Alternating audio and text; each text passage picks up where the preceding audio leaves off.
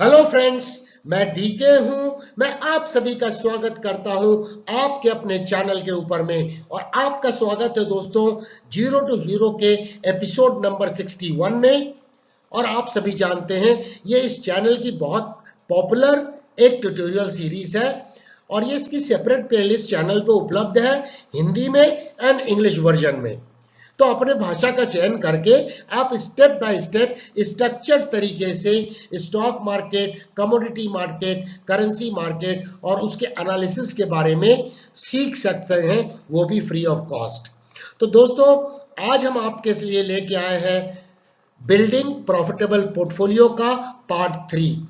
आप सभी जानते हैं दोस्तों कि इसकी दो पार्ट्स में श्रृंखला आ चुकी है, जिसमें क्या प्रोसेस हमें अडॉप्ट करनी है उसके बारे में हमने डिटेल में चर्चा की है, ताकि एक ऐसा पोर्टफोलियो आप डिजाइन कर सकें जिसके प्रॉफिट की प्रोबेबिलिटी काफी अधिक हो।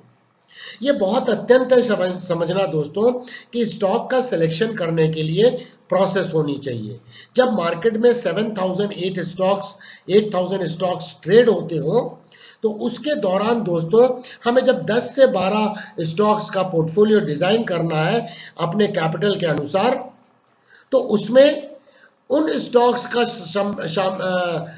का शामिल होना अत्यंत आवश्यक है जिनके आउट परफॉर्म करने की संभावना है, जिसकी चर्चा पिछले दो पार्ट्स में हमने की दोस्तों। और उसे कैसे करना है उसकी चर्चा भी की। तो जिन्होंने वो दो पार्ट्स नहीं देखे हैं दोस्तों, उसे देख लें, क्योंकि आज इस पार्ट के तहत हम उस प्रोसेस को इनिशिएट कर रहे हैं कि किस तरह से जो हमने सीखा है पार्ट 1 एंड पार्ट 2 में, उसे हम स्ट्रैटेजिकली इंप्लीमेंट कर सकते हैं।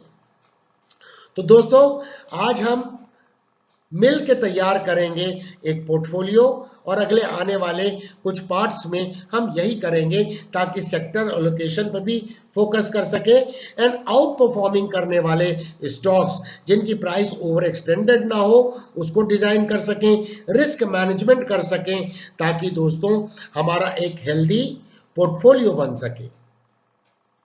अब दोस्तों, हर व्यक्ति के पोर्टफोलियो में अलग अलग स्टॉक्स हो सकते हैं, ये तो हो सकता है दोस्तों, लेकिन चयन करने की जो प्रोसेस है और रिस्क को मैनेज करने की प्रोसेस है, वो दोस्तों बहुत वेल डिफाइंड होनी चाहिए। तो दोस्तों, अगर आप इस वीडियो को देख रहे हैं और चैनल को अभी तक आपने सब्सक्राइब नहीं किया है, तो जल्दी से सब्सक्राइब करें और इस बेहतरीन परिवार का हिस्सा बने, जहां लर्निंग एक कंटिन्यूअस प्रोसेस है। एंड दोस्तों, सब्सक्राइब करने के बाद बेल आइकन को इनेबल करना नहीं भूलिएगा, ताकि आपको हर आने वाले वीडियो के बारे में जानकारी समय पर मिल सके और आप कोई भी एपिसोड या टेक्निकल एनालिसिस के वीडियो को मिस ना करें। एंड दोस्तों, अगर आपको इस चैनल की मेंबरशिप के बारे में जानकारी प्राप्त करनी है, तो इस वीडियो के डिस्क्रिप्शन बॉक्स में नीचे उसका लिंक दिया हुआ है, जिस पे क्लिक करके आप अलग अलग प्रकार की मेंबरशिप में क्या क्या पर्क्स है, बेनिफिट्स है, उसके बारे में जानकारी प्राप्त कर सकते हैं दोस्तों। तो चलिए दोस्तों, हम आज के इस इंपॉर्टेंट चर्चा की शुरुआत करते हैं।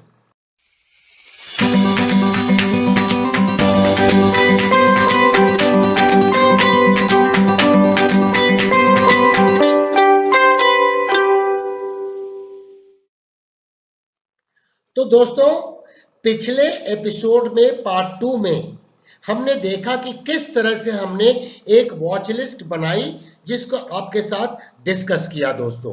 क्योंकि अगर हमें अपने पोर्टफोलियो में 10 से 12 स्टॉक्स का चयन करना है, तो पहला स्टेप क्या होगा दोस्तों कि हमें अपनी एक वॉच लिस्ट तैयार करनी पड़ेगी, जिसमें एक नॉर्मल नॉर्म्स दोस्तों हमने चर्चा की कि 1:4 होना चाहिए।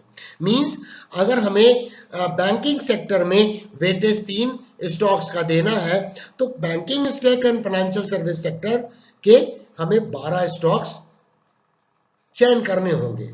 अब इसमें एक दो इधर उधर होना कोई डेविएशन नहीं है, क्योंकि अल्टीमेटली हम इन वॉच लिस्ट का इस्तेमाल कर रहे हैं ऐसे स्टॉक्स जो किसी न किसी इंडेक्स के हिस्सा हैं, मार्केट कैपिटलाइजेशन उनका अच्छा है और वो किस तरह से हमने एनएससी की वेबसाइट को, ऑफिशियल वेबसाइट को इस्तेमाल करके वॉच लिस्ट तैयार की, उसकी चर्चा आपसे की गई दोस्तों।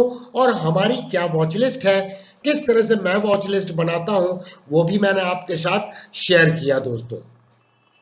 आज वक्त आ गया है दोस्तों कि हम उस वॉच लिस्ट को जो हमने तैयार की है उसको हम इस्तेमाल करेंगे, और इस्तेमाल करके एक एक सेक्टर को सेलेक्ट करके अपने पोर्टफोलियो को डिजाइन करने की संभावनाओं को तलाशेंगे प्राइस चार्ट के ऊपर में, ताकि ये कंप्लीट प्रोसेस जो हम अलग अलग पार्ट्स में सीखते आ रहे हैं कि एक हेल्दी प्रॉफिटेबल पोर्टफोलियो डिजाइन करने की प्रोसेस को आप अच्छी तरीके से कंसेप्चुअली समझ सकें।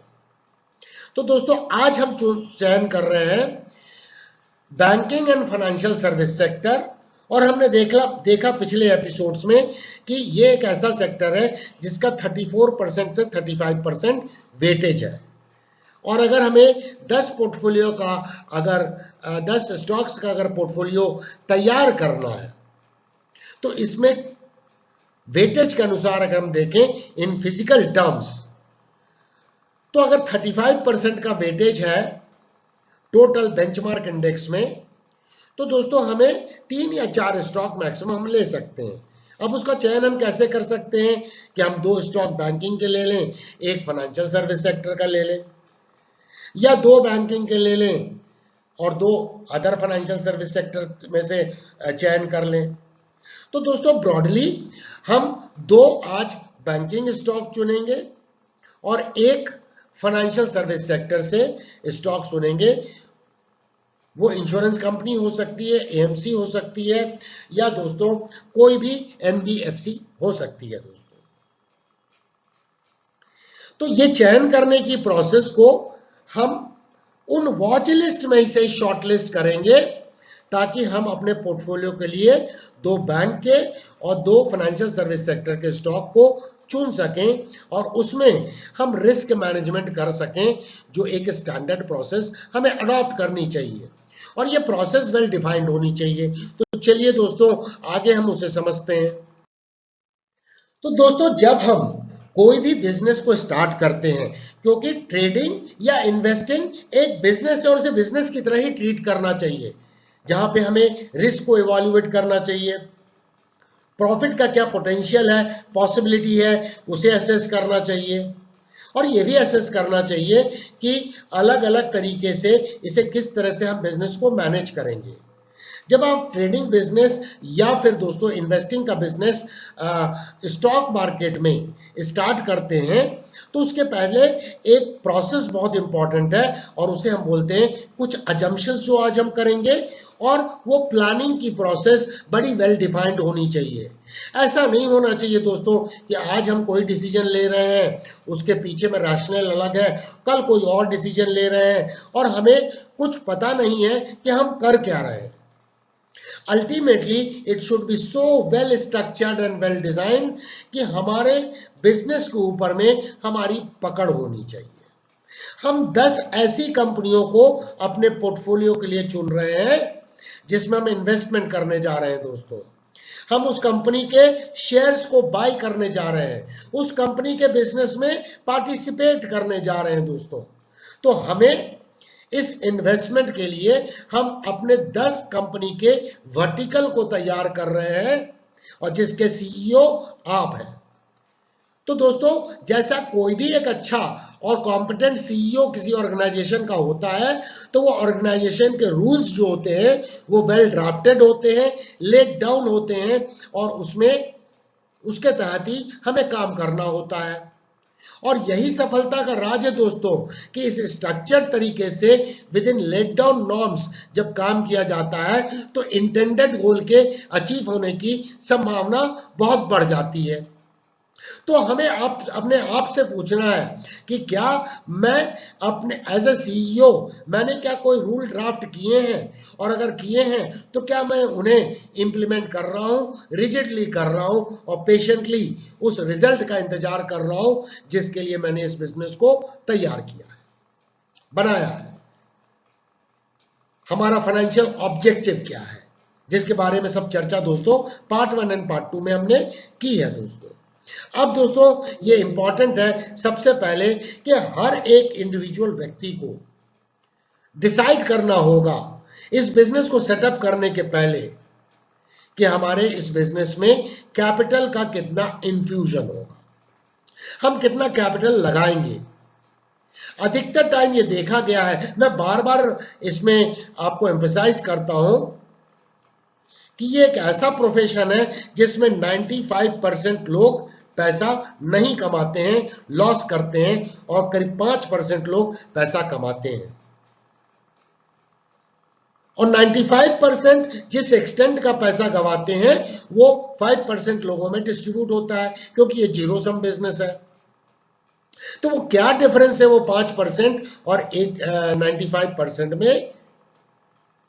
डिसिप्लिन, एक स्ट्रक्चर्ड तरीके से काम को करना। इवन कैपिटल को इन्फ्यूज करने में कभी हम 1 लाख डाल देते हैं, कभी 5 लाख डाल देते हैं, कभी 10 लाख डाल देते हैं। हमारा कोई स्ट्रक्चर्ड तरीका नहीं है काम करने का। जब मन किया हम कैपिटल बढ़ा देते हैं, जब मन किया कैपिटल घटा देते हैं। क्या आप कोई ऐसा बिजनेस जानते हैं दुनिया का जहां इस तरह से जो प्लानिंग की जाती है तो इस तरह से हम रीअप्रोप्रिएशन करते रहते हैं अपने कैपिटल का? Absolutely not friend. जब हम कभी भी प्रोजेक्ट रिपोर्ट या रिपोर्ट तैयार करते हैं किसी भी प्रोजेक्ट के लिए, तो ये एक प्रोजेक्ट है, तो उसमें कैपिटल अलोकेशन वेल डिफाइंड होना चाहिए। अब दूसरा क्या है दोस्तों? रिस्क। हम रिस्क को कैसे मैनेज करेंगे ये वेल डिफाइंड होना चाहिए। पहला स्टॉक पोर्टफोलियो में खरीदने के पहले इन सारी चीजों की डेफिनेशन आपके बिजनेस के लिए तैयार होना चाहिए। ये बहुत इंपॉर्टेंट है दोस्तों, जो हम करते नहीं है, अधिकतर लोग करते नहीं है, और इसीलिए दोस्तों वो 5% की कैटेगरी में नहीं आते हैं, वो 95% की कैटेगरी में ऑपरेट करते रह जाते हैं, मे बी लाइफ लॉन्ग, उस एक्सपेक्टेशन में कि सब miracle will happen. Miracle do happen, but it happens with those people who are functioning in a structured fashion. अब दोस्तों तीसरा एलिमेंट है, हमें यह डिसाइड करना पड़ेगा कि हमारा कैपिटल डिफाइंड है, रिस्क है, हम उस कैपिटल के आधार पे कितना % रिस्क लेने को तैयार हैं। तो रिस्क पर स्टॉक क्या होगा यह डिफाइंड होना चाहिए। और दूसरा हमें यह क्लैरिटी होना चाहिए कि हम पोजीशन साइजिंग कैसे करेंगे, कौन से स्टॉक में कितनी क्वांटिटी हम खरीदेंगे जब भी वो अपॉर्चुनिटी हमें प्राइस चार्ट के ऊपर में नजर आती है। ये बहुत सिग्निफिकेंट है दोस्तों। हम रैंडम खरीदते हैं, कई बार लोगों का 10 लाख का अगर कैपिटल होता है, वो क्या करते हैं, अगर 10 स्टॉक चयन करना है तो 1-1 लाख रुपए के 10 स्टॉक्स वो परचेज कर लेते हैं। दोस्तों हर इन्वेस्टमेंट जो आप करते हैं उसमें हर का स्टॉप लॉस अलग होगा, इसका मतलब हर का रिस्क अलग होगा। और अगर हर का रिस्क अलग होगा तो हम मनी टर्म्स में उसे कैसे इक्वेट कर सकते हैं, और यह सबसे बड़ी कॉमन मिस्टेक है। किसी ने सोचा कि हम 20 पोर्टफोलियो का स्टॉक बनाएंगे ताकि और डाइवर्सिफाई हो जाए, तो 10 लाख के कैपिटल में 50-50 हजार के 20 स्टॉक्स वो खरीद लेगा। Absolutely wrong method, friends. You cannot define like this your business proposition. तो ये बहुत इंपॉर्टेंट है, पोजीशन साइजिंग हम कैसे करेंगे। तो आज हम अज्यूम कर रहे हैं और प्लान कर रहे हैं कि जो हमारा इन्वेस्टिंग का बिजनेस स्टार्ट हो रहा है, जिसके लिए हम 10 पोर्टफोलियो का चयन करने वाले हैं, उसमें कैपिटल इन्फ्यूजन हम 10 लाख रुपए कर रहे हैं। ये मैं अजम्पशन कर रहा हूं दोस्तों, ये हर व्यक्ति का अलग होगा, कुछ लोग का इससे कम होगा, कुछ लोग का इससे ज्यादा होगा, लेकिन प्रोसेस में डिफरेंस नहीं होगा दोस्तों। ये समझना बहुत जरूरी है, और इसीलिए प्रोसेस को समझने के लिए अजम्पशन करना बहुत जरूरी है। दूसरा, हम 1% रिस्क मैनेजमेंट पे सारा पोर्टफोलियो डिजाइन करेंगे। अब ये दोस्तों अगर देखें तो एक्सेप्टेड नॉर्म्स दुनिया भर में क्या है, 1% टू 2% आप रिस्क ले सकते हैं अपने ट्रेडिंग कैपिटल का पर स्टॉक में। Means 2% is the highest prescribed limit. Just imagine. And desirably it should not be below 1%. तो दोस्तों हमें क्या करना है, अपना टोटल कैपिटल को गेनफुली यूटिलाइज भी करना है, at the same time over trade नहीं करना है और साथ में अंडर ट्रेड भी नहीं करना है।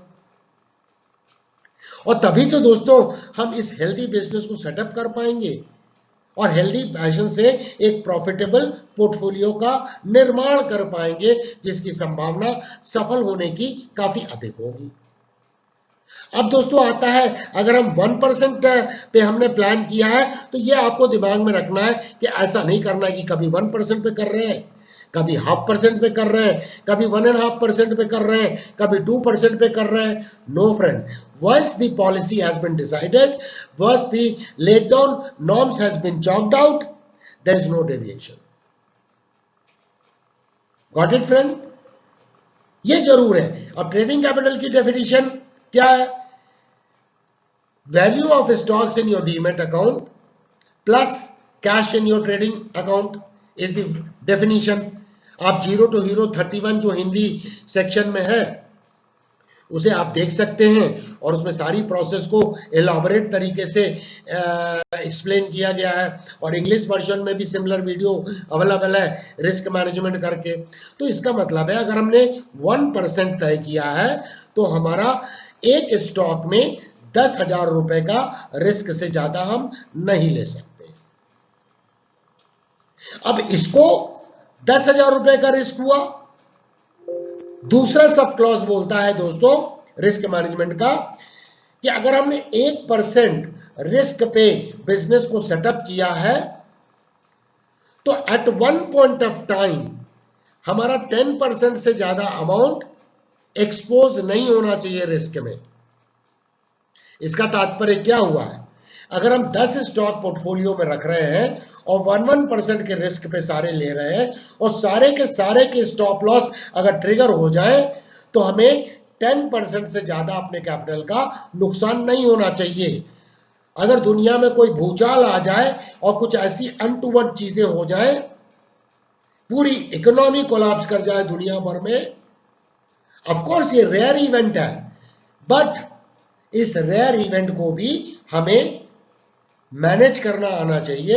इसीलिए बोला जाता है दोस्तों एक पोर्टफोलियो में अगर 1% आप रिस्क मैनेजमेंट पे काम कर रहे हैं तो 10 से ज्यादा क्यों नहीं होना चाहिए स्टॉक्स। ये बहुत इंपॉर्टेंट है समझना।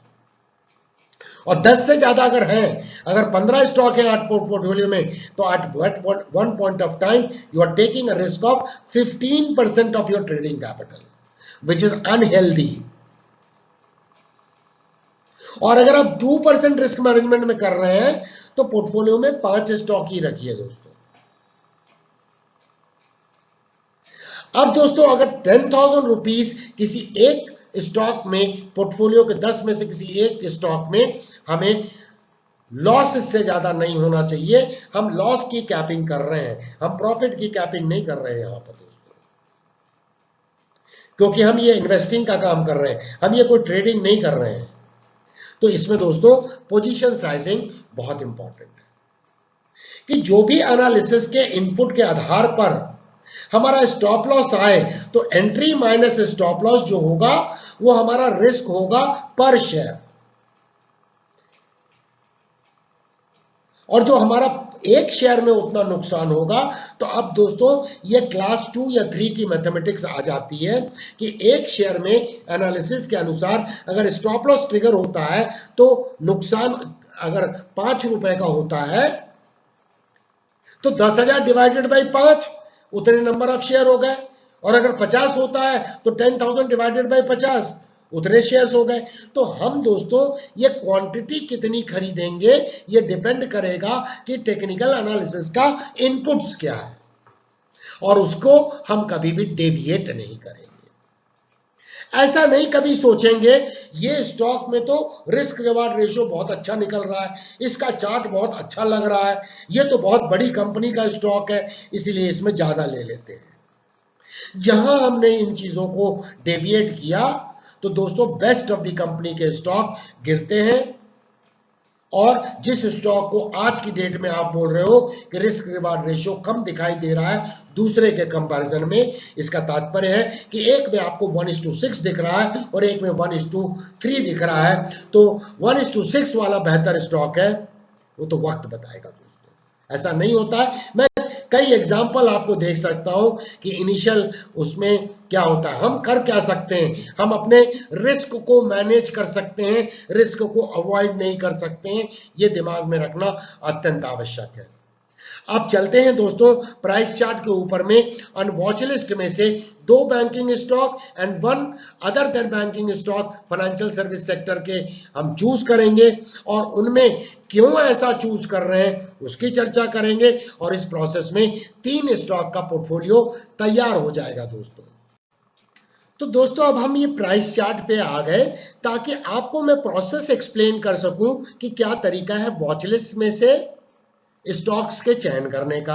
अब आपको पिछले एपिसोड में याद होगा मैंने डीके ट्रैकर करके ये वॉच लिस्ट सेलेक्ट की थी, क्योंकि इसमें 40-45 स्टॉक्स हैं, तो एक में नहीं हो सकता। तो आप देखिए ये बैंकिंग सेक्टर है, फाइनेंशियल सर्विस सेक्टर है, और इस तरह से दोस्तों अनदर वॉच लिस्ट मैंने जो तैयार की थी डीके ट्रैकर एक्सटेंडेड है, ताकि इकोनॉमी के सारे सेक्टर करीब करीब कवर हो सके। और हमने किस तरह से सेक्टर रोटेशन की बात की उसको भी पिछले उसमें कवर किया है दोस्तों। अब यहाँ पर दोस्तों सिर्फ आज का उद्देश्य है कि हमें 3 स्टॉक्स का चयन करना है, जिसमें हमने तय किया है कि because banking and financial service sector का वेटेज 34-35% है हमारे बेंचमार्क इंडेक्स में, हम उसको आधार बना रहे हैं, उससे हम अपने आप को इंस्पायर कर रहे हैं। तो दोस्तों यहां पर 2 बैंकिंग हम सेलेक्ट करेंगे और एक अदर फाइनेंशियल सर्विस सेक्टर को में से कोई एक स्टॉक सेलेक्ट करेंगे जो नॉन बैंकिंग क्षेत्र से हो। तो दोस्तों यहां पे मैंने अपने ट्रैकर में जो रखा है एक्सिस बैंक है, एचडीएफसी बैंक है, आईडीएफसी फर्स्ट बैंक है, बंधन बैंक है। तो 4 बैंक हैं दोस्तों इसमें से, और उसमें से मुझे सेलेक्ट करना है। Non banking financial service sector में बजाज फाइनेंस है, बजाज फिनसर्व है, एचडीएफसी है, आईसीआईसीआई प्रू है, एचडीएफसी एमसी है, मुथूट फाइनेंस है। दोस्तों ये स्टॉक की जो लिस्ट है वो banking and financial service sector को कवर कर लेती है। हम इन लिस्ट में से हमें 3 स्टॉक का चयन करना है। अब ये भी हो सकता है दोस्तों कि जब हम ये 7-8-10 स्टॉक की एनालिसिस करें तो सारे स्टॉक्स हमें बेहतरीन नजर आए, तो उसमें कोई चिंता की बात नहीं है दोस्तों।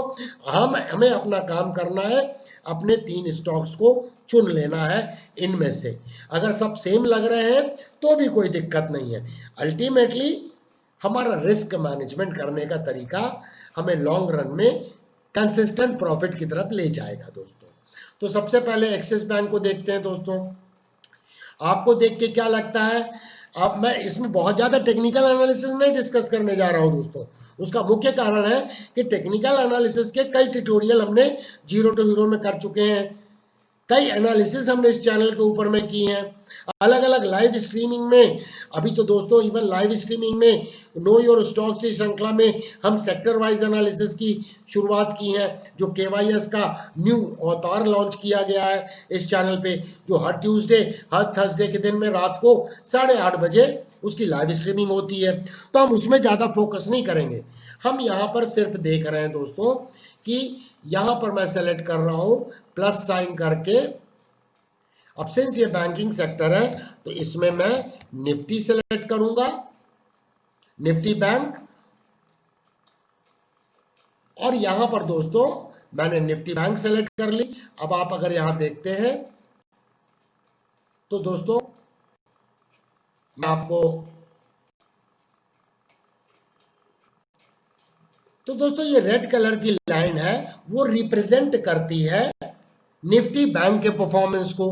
हम देख सकते हैं कि एक्सिस बैंक जो है दोस्तों वो फिलहाल अंडर परफॉर्म कर रहा है निफ्टी बैंक से।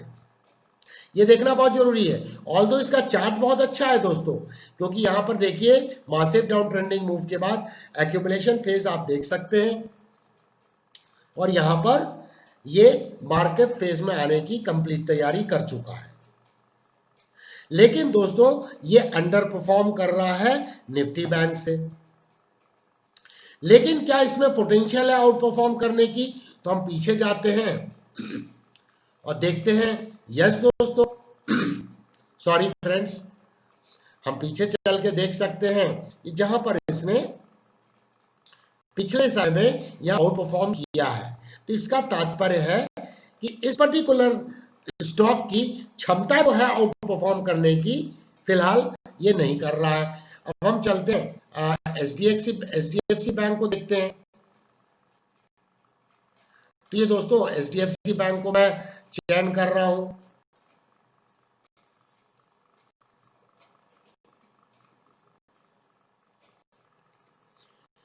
अब जैसे ही एचडीएफसी बैंक को हम देखते हैं दोस्तों, तो ये रेड कलर की लाइन जो है वो है निफ्टी बैंक की।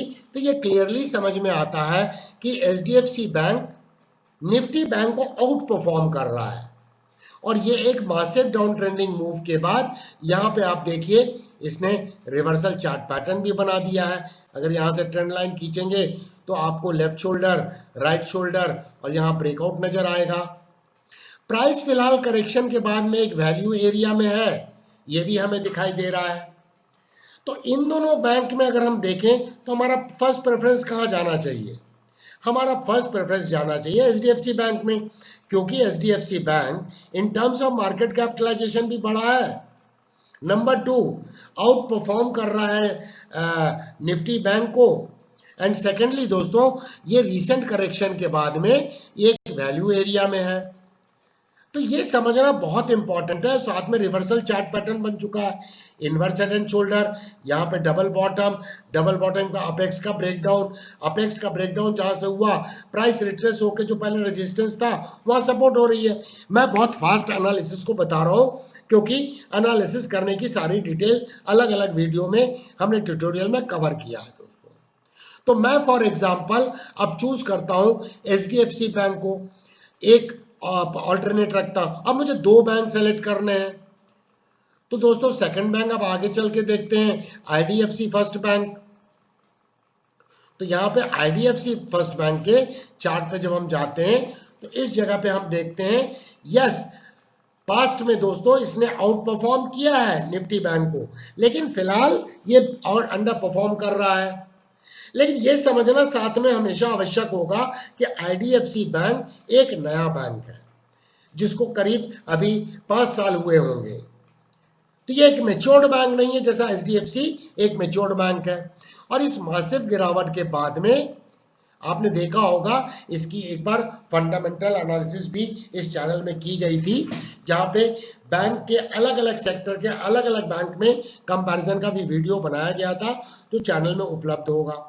अब यहाँ पर हम क्या देख सकते हैं दोस्तों, आईडीएफसी के ऊपर में तो एक डिटेल हमने वीडियो बनाया है दोस्तों, 2 बार शायद बनाया है, चैनल पे है, आप देख सकते हैं। तो ये हमें बेहतरीन इसीलिए लग रहा है दोस्तों, क्योंकि इसमें क्षमता है आउट परफॉर्म करने की। और फिलहाल दोस्तों यहाँ पे अगर हम देखें तो डबल बॉटम का फॉर्मेशन, इसके अपेक्स को ब्रेकआउट किया, और ब्रेकआउट करने के बाद दोस्तों ये बहुत इंपॉर्टेंट है समझने का कि प्राइस करेक्शन लेके वैल्यू एरिया में है, प्राइस ओवर एक्सटेंडेड नहीं है, EMA 21 से एकदम लग के है दोस्तों। तो ये स्टॉक एक हम चयन कर सकते हैं जिसमें रिस्क काफी कम है और रिवार्ड का पोटेंशियल बहुत अधिक है दोस्तों। अगर ये इस लेवल तक भी जाता है तो दोस्तों ये काफी ऊपर जाने की पोटेंशियल रखता है। अब चलिए दोस्तों बंधन बैंक को भी देख लेते हैं।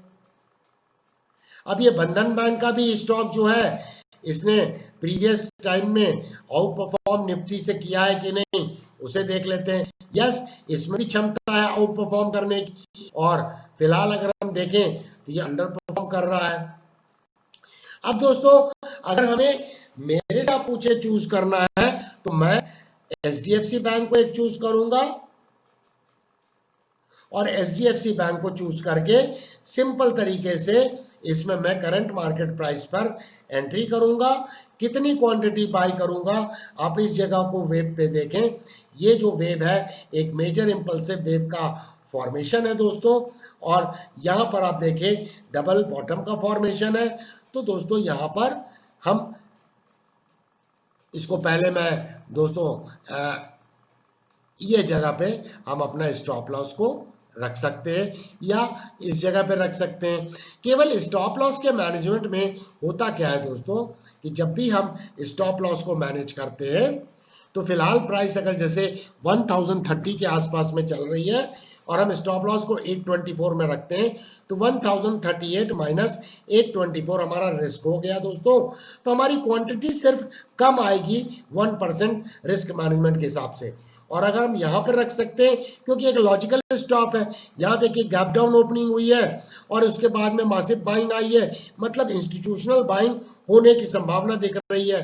तो हमारा स्टॉप लॉस 900 हो सकता है। तो हमने 130 रुपीज का एक रिस्क लिया और उसके बाद हम इसको केवल अब ट्रेड को मैनेज करेंगे और जैसे जैसे नई इंपल्सिव वेव का फॉर्मेशन होगा तो प्रायर इंपल्सिव वेव के नीचे स्टॉप लॉस को ट्रेल कर सकते हैं और एक लंबे दौरान के लिए हम, क्योंकि हम यहाँ फिलहाल दोस्तों हम ट्रेडिंग पर्सपेक्टिव की बात नहीं कर रहे हैं, हम एक इन्वेस्टमेंट की पर्सपेक्टिव की बात कर रहे हैं। तो हमने एक HDFC बैंक चुन लिया, दूसरा IDFC बैंक को अगर चुनते हैं तो करंट मार्केट प्राइस देखिए बाउंस बैक कर रहा है एक वैल्यू एरिया से, और यहाँ पर अगर हम देखें तो पिछली इंपल्सिव वेव ये है और इसके आधार पे अगर हम एक स्टॉप लॉस रखने की कोशिश करें तो दोस्तों देखिए ये एक स्टॉप लॉस एरिया हो सकता है जहाँ पर देखिए प्राइस में गैप डाउन ओपनिंग हुई है और उसके बाद में बाइंग आई है। तो 22 रुपीज पे स्टॉप लॉस रख के फिलहाल 27.9 है, हम उस हिसाब से हमारा रिस्क निकल गया पर शेयर। हमारा अगर 10 लाख कैपिटल है तो 10,000 डिवाइडेड बाई रिस्क पर शेयर जो आ रहा है कर देंगे तो उसकी क्वांटिटी आ जाएगी। अब दोस्तों इस तरह से हमने इसको सेलेक्ट कर लिया। अब हमें नॉन फाइनेंशियल बैंकिंग में से अगर स्टॉक को सेलेक्ट करना है तो दोस्तों मैं अपने प्रेफरेंस के हिसाब से एक्सप्लेन कर रहा हूँ, आप चाहें तो दूसरा कर सकते हैं। ये पर्पस है एक प्रोसेस को समझाने का। तो ICICI प्रूडेंशियल को मैं सेलेक्ट इसलिए कर रहा हूँ दोस्तों क्योंकि लाइफ इंश्योरेंस एक अंडर पेनिट्रेटेड प्रोडक्ट है अपने देश में और इसके फ्यूचर में बहुत बड़ी संभावना लाइफ इंश्योरेंस प्रोडक्ट की मुझे नजर आती है। अब दोस्तों मैंने HDFC भी आप ले सकते हैं, HDFC MC भी ले सकते हैं, मुथूट फाइनेंस, मैं जस्ट एक्सप्लेन करने के लिए।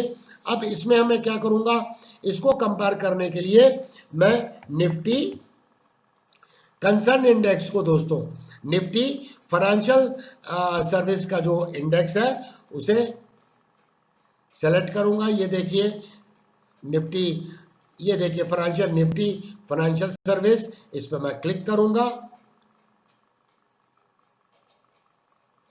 तो दोस्तों ये इंडेक्स, तो ये इंडेक्स हमारे प्राइस चार्ट पे आ गया दोस्तों। अब यहाँ पर रेड कलर की लाइन इंडिकेट कर रही है कि फाइनेंशियल सर्विस सेक्टर का जो इंडेक्स है उससे ये आउट परफॉर्म कर रहा है इवन करेंटली। तो इसके पोटेंशियल में कोई डाउट नहीं है। इसके अलावा मासिव डाउन ट्रेंडिंग मूव के बाद हम यहाँ पे क्लियरली दे सकते हैं market structure higher highs and higher lows का फॉर्मेशन कर रहा है। अब यहाँ पर दोस्तों हमें अगर अपने स्टॉप लॉस को मैनेज करना है तो हमें क्या करना होगा, करंट मार्केट कंडीशन पे अगर हम एंटर करते हैं, क्योंकि आप देखिए प्राइस ने SMA 233 के ऊपर में बहुत स्ट्रॉन्ग सपोर्ट दिखाया है और उसके नीचे में पहले एक बुलिश पिन बार है और ये देखिए पिछली इंपल्सिव वेव जो है जिसको इसने ब्रेकआउट दिया, तो हम इवन स्टॉप लॉस यहाँ रख सकते हैं और या फिर यहाँ एक बुलिश पिन बार है दोस्तों जो EMA 21 और EMA 55 के नीचे है।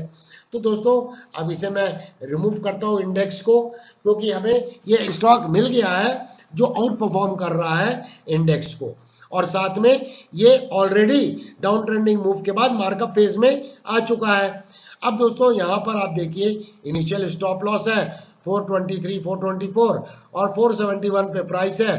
तो हमें पता है कि कितना अगर स्टॉप लॉस ट्रिगर होगा तो कितना लॉस होगा पर शेयर। तो अब हम 10,000 रुपए डिवाइडेड बाई ये कर देंगे क्योंकि मेरा ट्रेडिंग कैपिटल 10 लाख रुपए है। तो इस तरह से दोस्तों हम स्टॉक्स का चयन कर सकते हैं। तो आज हमने अपने पोर्टफोलियो में जो स्टॉक्स चूज किया वो थे दोस्तों HDFC bank and IDFC first bank, ये बैंकिंग सेक्टर हो गया। और दूसरा दोस्तों ICICI prudential life insurance company, ये तीसरा हो गया निफ्टी फाइनेंशियल सर्विस सेक्टर से स्टॉक दोस्तों। अब ये तीनों स्टॉक के आप टेक्निकल एनालिसिस करके एक स्टॉप लॉस, एक लॉजिकल स्टॉप लॉस होना चाहिए। अगर थोड़ा स्टॉप लॉस बड़ा भी है दोस्तों इन्वेस्टमेंट में तो बड़ी बात नहीं है, कोई प्रॉब्लम नहीं है, क्योंकि हमारी क्या होगी, थोड़ी क्वांटिटी कम आएगी और फिर उसको हम मैनेज करते जाएंगे जैसे जैसे नई इंपल्सिव वेव बनेगी।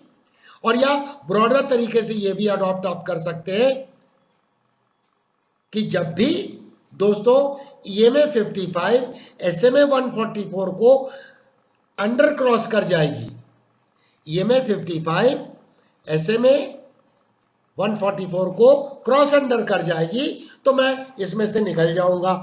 आप ऐसा ब्रॉडर रूल भी बना सकते हैं, बट ये रूल वेल डिफाइन होना चाहिए बिजनेस स्टार्ट करने के पहले दोस्तों। तो अभी दोस्तों हमने देखा कि हमने 3 स्टॉक इस पोर्टफोलियो के लिए डिजाइन किए, banking and financial sector service sector को मिला के दोस्तों। अब उनको हमें किस तरह से रिस्क मैनेजमेंट करना है उसके बारे में चर्चा करते हैं। तो अभी हमने एनालिसिस करके ये सीरियल नंबर लिख दिया, ये एक्सेल शीट पे मैंने फॉर्मेट बनाया है दोस्तों। डेट मतलब डेट ऑफ इन्वेस्टमेंट हो गई, और कौन से सिंबल मतलब कौन से स्टॉक में हम इन्वेस्ट कर रहे हैं, उसकी बाई प्राइस क्या है, स्टॉप लॉस क्या हमने कैलकुलेट किया टेक्निकल एनालिसिस के इनपुट के आधार पर, और रिस्क पर शेयर कितना आया, और 1% ट्रेडिंग कैपिटल कितना हुआ। तो हमारी इनिशियल कैपिटल है ये 10 लाख है, तो उसका 1% 10,000 रुपीज आया, और क्वांटिटी कितनी आई, और एक्चुअल क्वांटिटी क्या हुई, क्योंकि एक्चुअल क्वांटिटी दोस्तों जब क्वांटिटी डेसिमल फिगर में आएगी तो उसे राउंड ऑफ करना पड़ेगा नियरेस्ट लेवल पे। अब दोस्तों यहाँ पर हम देखते हैं कि अमाउंट इन्वेस्टेड कितना हो गया, जो एक्चुअल क्वांटिटी हमने खरीदी तो उसमें कितना कैपिटल हमारा उस स्टॉक के लिए ब्लॉक हो गया। अब इनिशियल कैपिटल इतनी थी तो बैलेंस कैपिटल कितनी बनी। तो जैसे दोस्तों HDFC बैंक हमने लिखा जिसकी बाई प्राइस है 1039, जो भी हमने प्राइस चार्ट पे डिस्कस किया। स्टॉप लॉस 918, रिस्क पर share this minus this, by price minus stop loss इस रिस्क पर शेयर 121, और 1% हम रिस्क के लिए एक्सपोजर कर रहे हैं तो 10,000 हो गया। हमारा मैक्सिमम रिस्क जो इसमें इन्वॉल्व है 10,000 रुपीज का है against my trading capital of 10 lakh rupees. तो दोस्तों 1% ये हो गया, तो दिस 10,000 डिवाइडेड बाय रिस्क पर share 121, this column divided by this gives a quantity of 82.6। तो 82 पॉइंट को हमने राउंड ऑफ कर दिया क्योंकि 0.6 है 0.5 के ऊपर, तो यहाँ 83 कर दिया, और 83 multiplied by hour by price 1039, ये 86,237 का यहाँ पर कैपिटल ब्लॉक हो गया। अगर अब हमारा स्टॉप लॉस ट्रिगर होता है तो हम 10,000 रुपए से ज़्यादा इसमें नुकसान नहीं कर सकते हैं। इस इन्वेस्टमेंट के बाद हमारी कैपिटल बची 9 लाख, तो ये कैसे निकली, इनिशियल कैपिटल माइनस दिस। अब दोस्तों second stock IDFC first bank, by price, stop loss, risk, amount, quantity इतनी आई, क्वांटिटी हमने इतनी खरीदी तो 70,000 का कैपिटल ब्लॉक हो गया। तो this minus 70,000 will give you this capital divided by इतना। इसके बाद दोस्तों ICICI प्रूव में बाई प्राइस 470, स्टॉप लॉस 406, तो रिस्क पर शेयर 64 हो गया।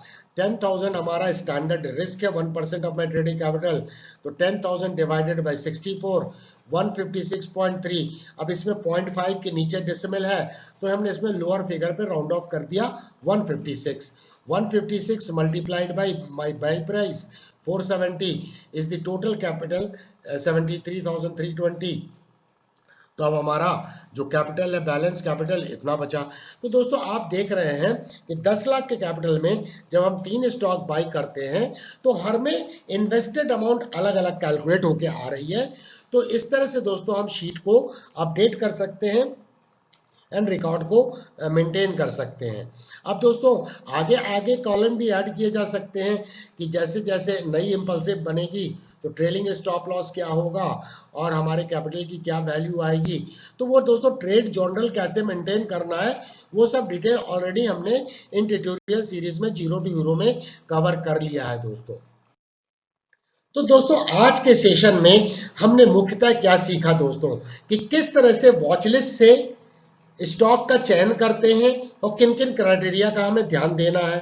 उसके बाद सीखा टेक्निकल एनालिसिस के इनपुट्स के आधार पर किस तरह से हम रिस्क को मैनेज करते हैं दोस्तों, ताकि हमारा बिजनेस हमारे कंट्रोल में रहे। और दोस्तों किस तरह से हम अपने आप को ऑर्गेनाइज करते हैं ताकि अपने पोर्टफोलियो को प्रॉपर तरीके से ट्रैक कर सकें। दोस्तों पैसे अगर हमें कमाना है तो हमें अपने आप को डिसिप्लिन करना होगा, मेहनत तो करनी होगी। अगर आपके दिमाग में ये ख्याल है कि स्टॉक मार्केट में क्विक पैसे बन सकते हैं बिना ऑर्गेनाइज किए हुए प्रॉपर तरीके से, तो दोस्तों ये एक मिथ है। यहाँ पर भी दूसरों का जैसे किसी भी प्रोफेशन में नॉलेज की आवश्यकता है, स्किल की आवश्यकता है, यहाँ पर भी आपको टेक्निकल एनालिसिस का नॉलेज होना पड़ेगा, ट्रेडिंग स्ट्रैटेजी बनानी आनी होगी। और उसके लिए दोस्तों जीरो टू हीरो के सारे एपिसोड को आपको मल्टीपल टाइम्स देखना होगा और उसके बाद शायद पेपर ट्रेडिंग से शुरुआत करनी होगी और इस दिशा में किस तरह से फिर रिस्क मैनेजमेंट करते हैं और अपने आप के डेटा को ऑर्गेनाइज करते हैं। आज के ईरा में दोस्तों हम लोग बहुत लकी जनरेशन है जब हमारे पास हार्डवेयर एंड सॉफ्टवेयर की सुविधा उपलब्ध है और जो चीजें मैनुअल करने में बहुत ज्यादा वक्त लगता था आज हम बहुत इजीली उन डेटा को मैनेज कर सकते हैं कंप्यूटर की मदद से।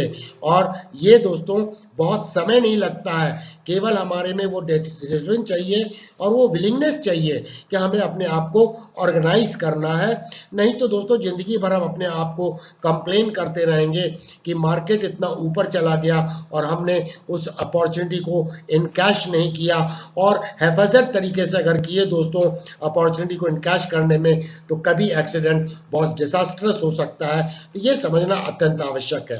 तो दोस्तों अगर आपको आज का इस ट्यूटोरियल का वीडियो पसंद आया है दोस्तों जैसे ढेर सारे लाइक दीजिएगा दोस्तों। जब आप वीडियो को लाइक करते हैं तो हमें मोटिवेशन मिलता है। आपके कमेंट्स का हमें कमेंट सेक्शन में इंतजार होगा। वीडियो को शेयर करें ताकि दूसरे लोगों को भी इन ट्यूटोरियल का लाभ पहुंच सके और इस प्रोसेस में वो भी इस चैनल को सब्सक्राइब करके आपके और हमारे बेहतरीन परिवार का हिस्सा बन सके जहां लर्निंग एक कंटिन्यूअस प्रोसेस है। चैनल को सब्सक्राइब करें, बेल आइकन को एनेबल करें नोटिफिकेशन के लिए। देखने के लिए धन्यवाद। Thank you very much for watching. फिर मिलेंगे दोस्तों।